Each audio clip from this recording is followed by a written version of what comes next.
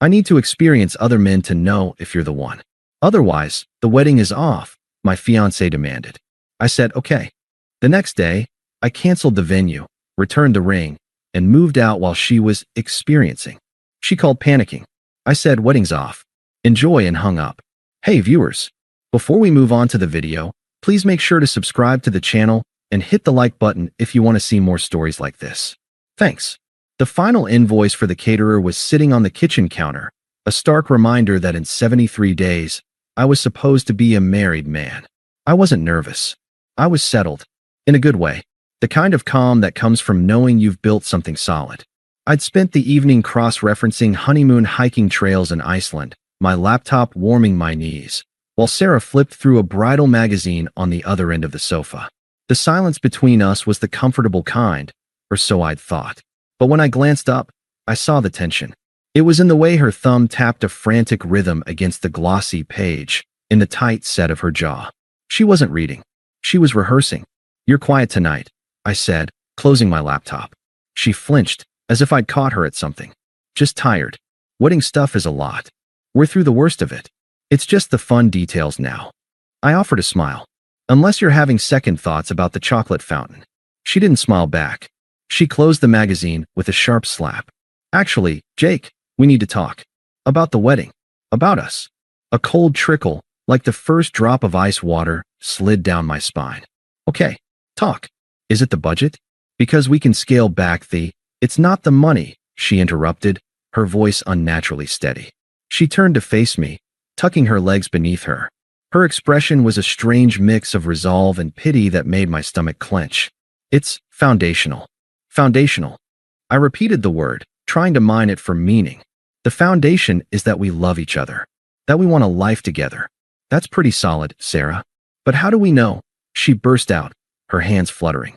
How do I know? Know what? That you're the one. She said it like it was a term she'd studied in a textbook.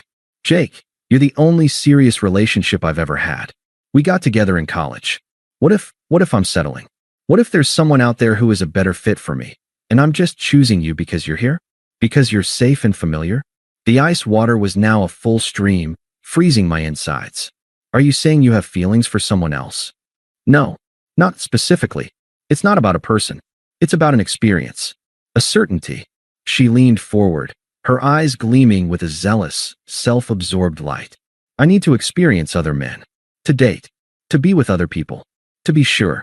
Otherwise, I'll always wonder. And I can't go into a marriage with that kind of doubt hanging over me. It wouldn't be fair to either of us. The room tilted slightly. I heard the words, but they seemed to bounce off a newly formed layer of numb shock. So, you want to break up? The sentence felt foreign in my mouth. No. God. Jake, you're not listening. She sighed, exasperated, as if I was a slow student. Not break up. Just press pause. You wait for me. I go out. I have my experiences. I live a little. And if, after I've seen what's out there, I choose you, then I'll know it's real. It'll be unshakable. And the wedding will be back on, stronger than ever. She paused, letting the monstrous logic of it hang in the air between us. When I didn't speak, she added the kicker, her voice softening into a manipulative croon. Otherwise, the wedding is off. I can't commit with this uncertainty. Don't you want me to be sure? Don't you want a wife who is 100% irrevocably certain you are her person? If you love me, you'll understand this is for us. I stared at her. The woman I'd planned a future with, whose family I'd sat through countless dinners with, whose dreams I'd memorized, was gone. In her place was a stranger wearing her face, speaking a language of breathtaking selfishness. The love I felt didn't vanish. It curdled, hardening into something cold and heavy in my chest.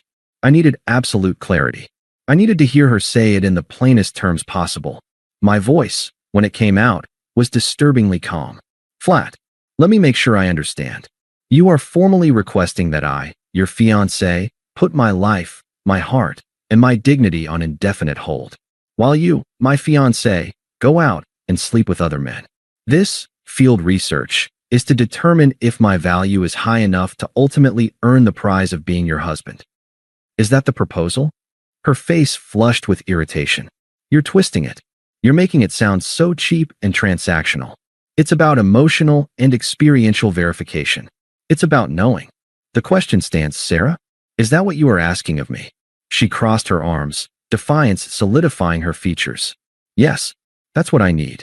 For us. For a long moment, there was only the sound of the refrigerator humming in the kitchen. I looked at the woman on my sofa, at the engagement ring glittering on her finger, the ring I'd spent 4 months saving for. I saw the utter conviction in her eyes, the complete lack of awareness of the nuclear weapon she'd just detonated in the center of our shared life. She truly believed this was a reasonable, even courageous, request. The future I'd seen, the house, the trips, the quiet years growing old together, dissolved like mist. All that was left was the stark, simple truth of the person in front of me. I nodded, slowly. Okay, I said. The single word hung in the air. Relief flooded her features. The tension melted from her shoulders, and a sweet, triumphant smile spread across her face. She'd won. She'd gotten her way. She uncurled herself and moved to hug me. I knew you'd understand. This is for the best. For us. I stood up before she could reach me, her arms closing on empty air. I'm tired, I said, the flat tone still in place. I'm going to sleep in the guest room. Oh, okay, she said, the smile faltering only slightly. She mistook my shock for noble sacrifice. We can talk more in the morning. I love you. I didn't answer. I walked down the hall, closed the guest room door behind me, and leaned against it. In the dark, silent room, the plan began to form. Not a plan of anger or revenge, but of silent, total severance. The okay hadn't been agreement. It had been a detonator, and I had just pressed it. I didn't sleep. I lay in the dark guest room, on a bed that still smelled of storage, and watched the digital clock on the nightstand bleed from red number to red number. The initial shock hardened into a crystal clear, cold certainty. There would be no conversation in the morning. There was nothing left to say. Her proposal wasn't a negotiation. It was a statement of my worth to her, contingent, probationary, subject to comparison. My only power now lay in my response. As the first gray light of dawn filtered through the blinds, I moved. I started with my phone, silencing it. I dressed in jeans and a plain t-shirt, clothes for moving, for working. I packed a single duffel bag from the guest room closet with essentials, a week's worth of clothes, my toiletries, my passport, and important documents from the fireproof lockbox. I took only what was unequivocally mine, or what held no memory of her. The sweater she'd bought me for our first Christmas stayed folded in the drawer. The book of poetry she'd inscribed with a sweet note remained on the shelf. I worked with a methodical silence that felt both alien and right. This wasn't a heated escape. It was a strategic withdrawal. My first call was at 8:01 a.m., the moment the wedding venue's office would open. I stood in the empty kitchen, the final caterer invoice still a mockery on the counter. Yes, hello, I said, my voice perfectly, politely flat. This is Jake Wilson. I have a wedding reservation for September 15th. I need to cancel it immediately. The coordinator on the other end, a woman named Diane who had gushed over our love story months ago, made a sympathetic noise. Oh, I'm so sorry to hear that. Is everything all right? Would you like to discuss rescheduling? No. A permanent cancellation. Death in the family. The lie was smooth and cold. I understand we will forfeit the deposit. That's fine. Please email me the formal cancellation confirmation and any final invoice. Of course, Mr.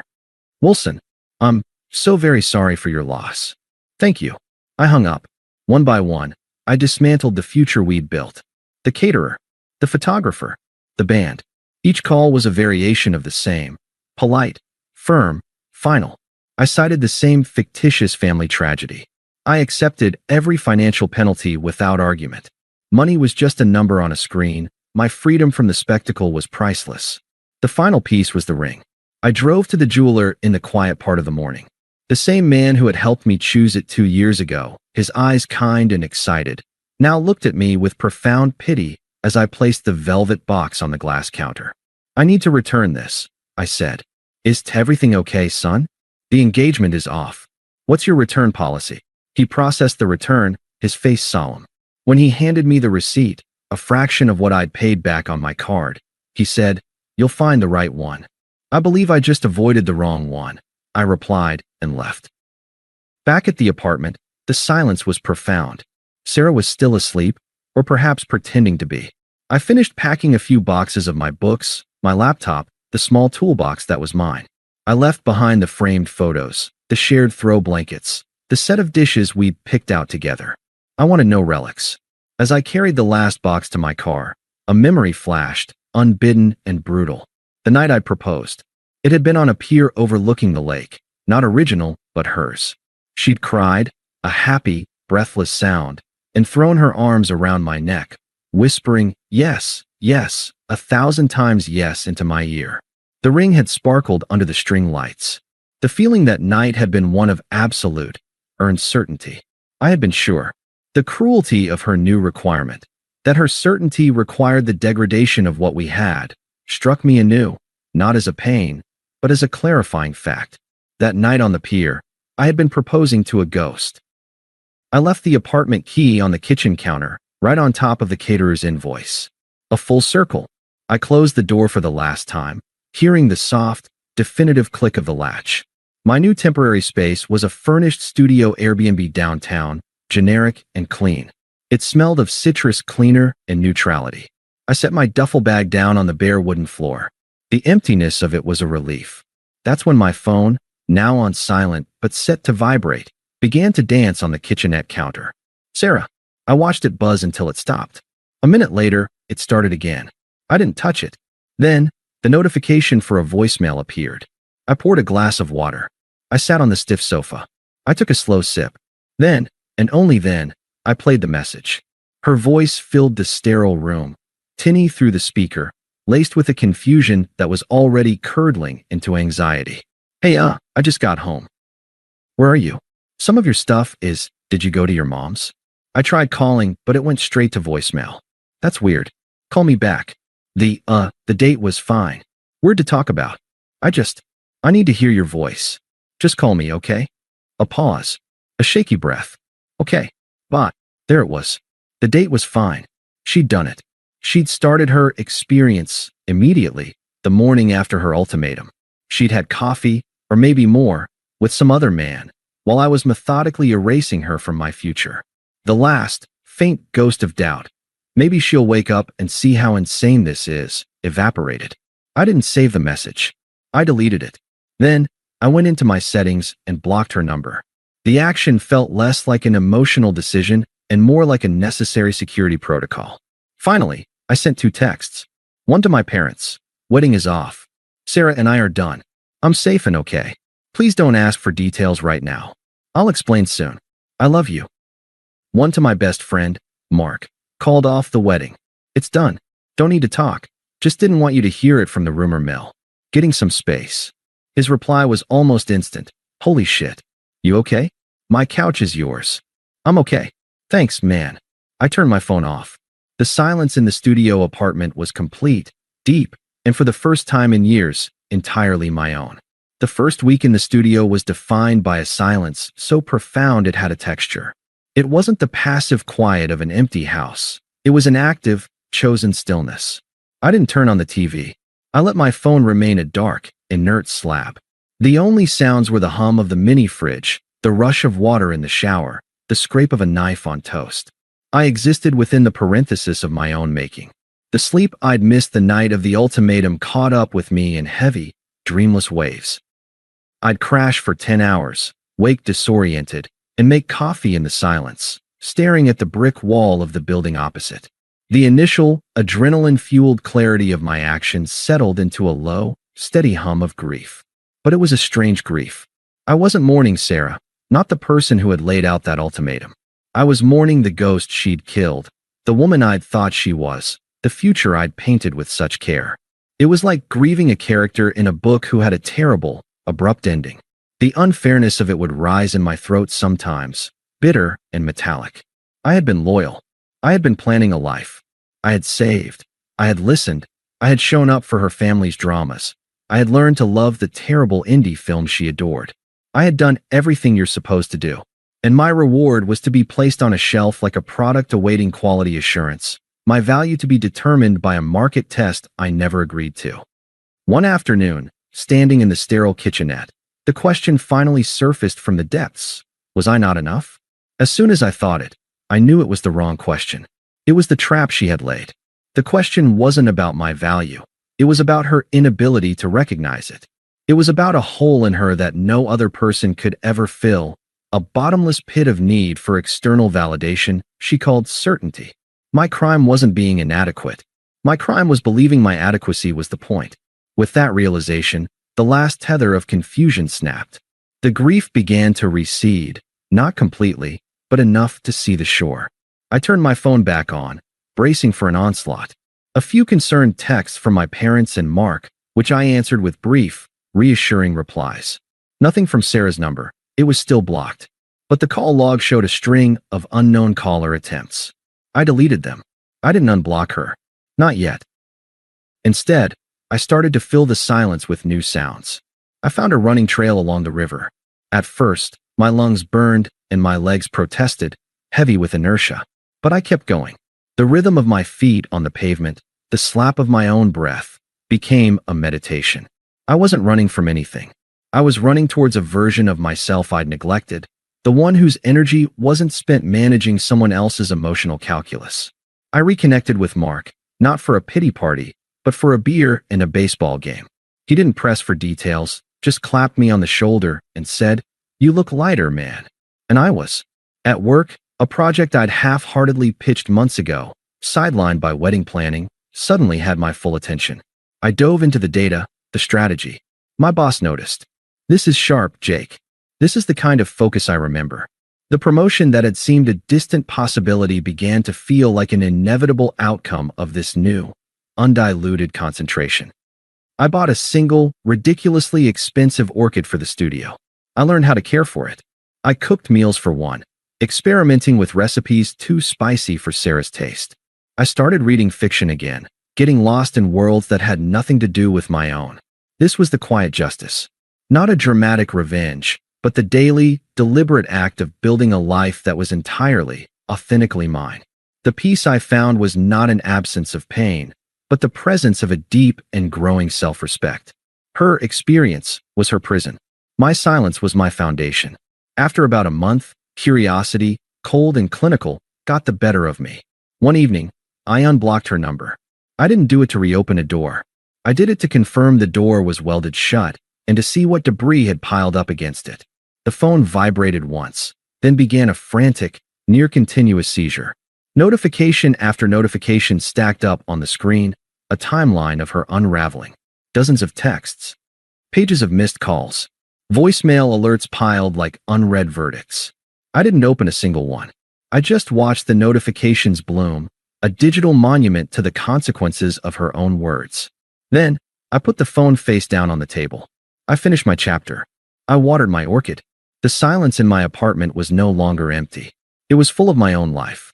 The orchid on my windowsill had sprouted a new, waxy leaf. My promotion at work had come through, a new title, a significant raise, an office with a view of the river I now ran alongside. My peace was no longer a defensive silence. It was an active, thriving state.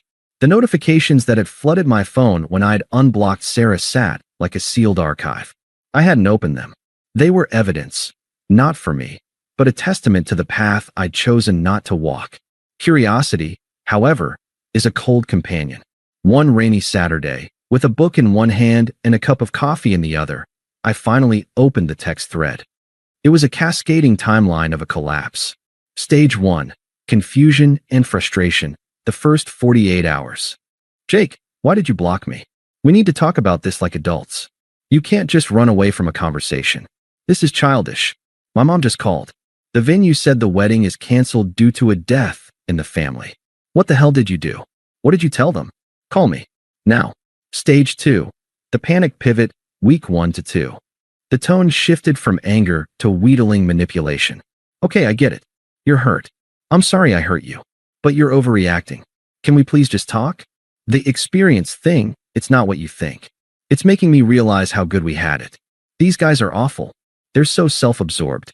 They just want one thing. I went on 3 dates. 3. That's all it took. I get it now. You're the one. I'm calling it off. Please answer me. I'm at our apartment. Where are you? It feels so empty without you here." Stage 3, desperation, week 3 to 4. The messages grew longer, more unhinged, punctuated by late-night sends. I told my parents we had a fight, that you needed space. They think you're being unreasonable. I'm defending you. Please, just give me a chance to fix this. I can't sleep. I keep thinking about the way you used to make tea for me when I was stressed. No one does that. No one knows me like you do. I'm ending the experiment. It's over. I choose you. I am certain. Do you hear me? I am sure. The wedding can be back on. We can reschedule. Just say something. Jake, I'm scared. I need you. This isn't what was supposed to happen. I read them with a detached, clinical interest. There was no pain, no longing. Just the observation of a predictable algorithm, anger bargaining pleading. The subtext of every message was clear. My experiment yielded unsatisfying results. Please resume your post as my primary comfort provider. I was about to close the app when my phone buzzed in my hand. Not a text. A call. Melissa, Sarah's sister. I let it ring 3 times. This, I decided I would answer. Not for her, but to set a boundary that would hopefully filter back. I accepted the call. Melissa. Jake. Finally. Oh my God. Do you have any idea what you're doing? Her voice was a burst of accusatory static, devoid of greeting. Sarah is a wreck. She's devastated. She can't eat. She can't sleep. What you're doing is so cruel. I waited a beat for her to finish. Is there a specific reason you're calling? The reason is you need to stop this ridiculous silent treatment and act like a man. She made a mistake, okay? A tiny, human mistake. But you're blowing up your entire future over a little fight. You're destroying everything. There was no fight, Melissa. I said, my voice calm and low. She issued an ultimatum. I accepted it. The wedding is off. My decision is final.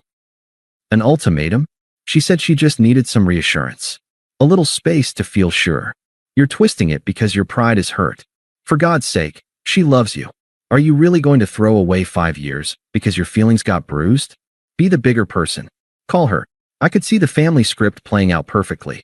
Sarah had spun the story, minimizing her demand into a vague need for reassurance, painting me as the petulant, prideful villain. I am being the bigger person, I replied, the phrase feeling new and true in this context. By removing myself from a situation where my commitment was treated as a conditional subscription. I'm not discussing this with you. Do not contact me again. You're being an ash. I ended the call. I then blocked Melissa's number. The action felt clean, surgical. The text from Sarah's number, now unblocked and thus able to come through, began again with renewed frenzy. They were no longer paragraphs, but shattered fragments. Did my sister call you? Please don't listen to her. Jake, answer me. I'm sorry. I'll do anything. Then, they stopped. For 2 days, there was nothing. The silence felt different, charged, like the air before a lightning strike. It broke at 2:17 a.m. on a Tuesday. My phone, on silent, lit up with the familiar number. It went to voicemail. A minute later, the notification appeared. This one I played. I needed to hear the end of the story. Her voice was a raw, venomous scrape. All pretense of sadness, all manipulative sweetness, was gone. This was the core, exposed and furious. You arrogant prick. She spat the words. I could almost see her, face flushed with rage, alone in that apartment we used to share. You think you're too good for me now? You think you won some kind of moral victory? You were lucky to have me. I was trying to make us stronger, and you just quit. You're a coward. You couldn't handle a strong woman knowing her own mind. You needed me to be a meek little wife who never questioned anything, didn't you? Well, guess what? I'm not her. I was doing the brave thing, the hard thing, and you ran away because your fragile ego couldn't take it. She was screaming now, her voice cracking. You'll die alone, Jake. You hear me? Alone. And I'll be fine. I have options. You were always the safe choice, and safe is boring. I hope you enjoy your boring, self-righteous little life. I'm done. I'm fucking done. There was a final, shuddering breath, and the call ended. In the dark of my apartment, I felt nothing but a profound, settling finality. The mask had not just slipped. It had been hurled against the wall and shattered. This was the true product of her experiment. Not certainty, but corrosive resentment. She wasn't angry because she missed me. She was angry because I had revoked my consent to be her safety net, her control subject. I had taken her safe and boring option off the table, and in doing so, revealed her terrifying freedom. She hated me for it. I saved that voicemail, not to torment myself, but as a bookmark, the final page of that particular chapter. The next morning, I blocked her number again, this time permanently. The gallery opening was Mark's idea. His girlfriend, Chloe, was a talented ceramicist, and one of her pieces had been selected for a small downtown collective show. It'll be wine, weird little crackers, and people pretending to understand abstract art, he'd said. A perfect low-stakes night out. You've been a hermit long enough. He was right. The hermit phase had evolved into a rich, full solitude, but it was time to re-enter the stream of life, not as a wounded creature, but as a curious observer. I wore a simple navy button-down, no tie, clothes that felt like me. I felt good. Light. The gallery was a converted warehouse space, all white walls and concrete floors, humming with the low chatter of a weekend crowd. I found Mark and Chloe by a plinth holding a stunning, twisted vase that looked both fragile and indestructible. After congratulating her, I wandered, a glass of passable Cabernet in my hand, appreciating the art without needing to articulate why. That's when I saw her. Sarah was standing near a large, splattered canvas, looking at it, but not seeing it. She was with a friend I vaguely recognized, and she looked diminished. The vibrant, demanding energy she'd always carried was muted. Her shoulders were slightly hunched, and even from across the room, I could see a tired tension around her eyes. The experiences hadn't filled her, they'd sanded her down. She was staring into her wine glass as if it held the answers. Our eyes met. Hers widened, a jolt of pure, electric recognition flashing through them, followed immediately by a flood of confusion, hope, and sheer panic. She whispered something to her friend, who glanced over at me with a judgmental frown. Sarah smoothed her dress, a little too dressy for the venue, and started walking toward me. There was no avoiding it without causing a scene, and I had no desire to flee. My piece was portable now. She stopped a few feet away, her eyes drinking me in. I knew what she saw, a man standing easily, his face relaxed, his eyes clear. I had gained a little muscle from running, lost the subtle, constant stress line between my brows. I looked simply like I was okay. Hi, she said. Her voice was softer than I remembered. Wow, you look really good. Hello, Sarah, I said. A polite, neutral tone. The tone you'd use with a former colleague you hadn't seen in years. She flinched, just barely, at the coolness. She took a half step closer. Can we talk? For just a minute? I've been doing a lot of thinking. A lot of therapy, actually. She said the last part like it was a credential, a badge of work done. I didn't move. Sure. She took a shaky breath, her words tumbling out in a rehearsed rush. I was an idiot. What I asked for was monstrous. I see that now. I was scared and insecure, and I externalized it in the most toxic way possible. I treated you like an option, and you were never that. You were my choice. I just didn't know how to know it. I listened, my expression unchanging. She was saying the right words, the words I might have once sold my soul to hear. Now, they were just sounds. It's okay, I said when she paused. You don't need to explain. Her face lit up with fragile, desperate hope.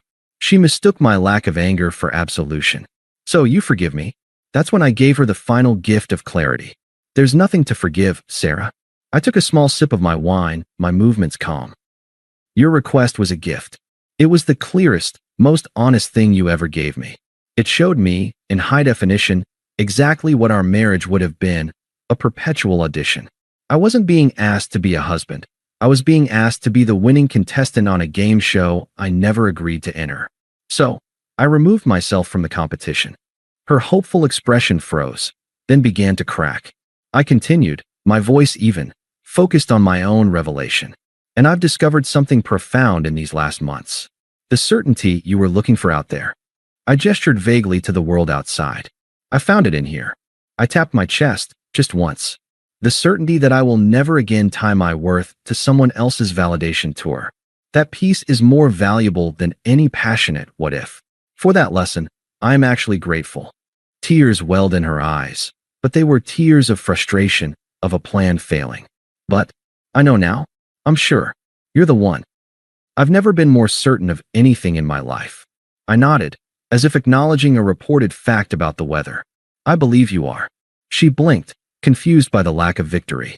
And it doesn't matter, I said, finishing the thought. My certainty is the only one that governs my life now. And I am certain that I will never be with someone who needs to test my value against a lineup of strangers. That paradigm is beneath me. I hope you find what you're looking for, Sarah. Truly, I saw it then. The full, devastating understanding crashing over her. She was certain, and her certainty had arrived at a closed door, a door she had bolted shut herself. She was holding the key to a room that no longer existed. Her mouth opened, but no sound came out. The friend was hovering now, looking concerned. I offered her a small, final, polite smile. The smile of a man closing a business transaction that had long been settled. Enjoy the show. I turned and walked back toward Mark and Chloe. Mark raised an eyebrow. Everything cool? Yeah, I said, and I meant it. My heart rate hadn't even elevated. Everything's fine.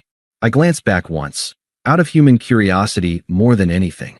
Sarah was still rooted to the spot, her friend's arm around her shoulders, staring at the space where I had been standing. She looked utterly, completely alone in the middle of the crowd. I turned my attention to Chloe's vase, to the conversation, to the rest of my life. The noise of the gallery faded into a pleasant background hum. The silence I had cultivated, the peace I had built, it wasn't around me anymore. It was within me, and it was unshakable. Thanks for watching. Make sure to subscribe to the channel and hit the like button. What do you think about this story? Share it in the comments.